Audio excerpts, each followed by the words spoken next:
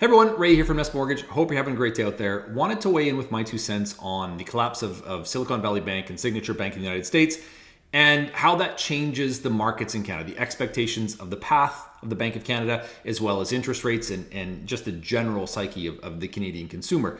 This has been something I've been thinking about for a few days. Prior to this was just the volatility in the markets and the reactions and what we're seeing out there. And it strikes me that we live in a time where information has never been easier to access, and the entities and businesses that are trying to get us that information are competing for our attention, our eyes, our clicks, and advertisers' dollars. And I say that without judgment. It's the nature of the beast, and I don't see it changing anytime soon, but it's something that lends itself to hyperbolic headlines and triggering very strong reactions and often overreactions. And so, to start the year, we were looking at the expectations of a quarter-point drop by the Bank of Canada before the end of 2023. Fast forward to February, and we were budgeting for a quarter-point increase by July on the backs of some stronger than expected jobs reports and more stubborn inflation data in the States. And now today, we're looking at up to 3 quarter-point drops being priced into the markets by the end of 2023 as a result of the collapse of Silicon Valley Bank.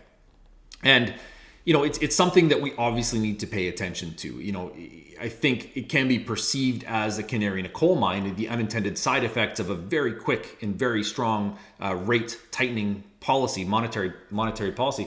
But I think it's important to remember that SVB is a unique financial institution. The economics of that entity don't necessarily apply to others. They are strictly a tech sector lender that does not accept retail deposits. Their holdings are very different than your average retail institution, but it does have the potential to impact other entities. You see headlines with the title contagion in them. That's a very strong word, and you don't have to go too far back to see what is probably the most comical impact of these headlines being the toilet paper crisis of 2020. Something that probably should have been fairly benign ended up causing fights in grocery stores over a product and its perceived scarcity.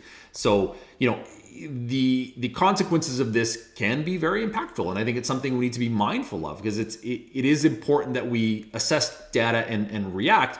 But I think it's also important to recognize that the truth most likely lies somewhere in the middle, right? It doesn't live at the end on the extremes.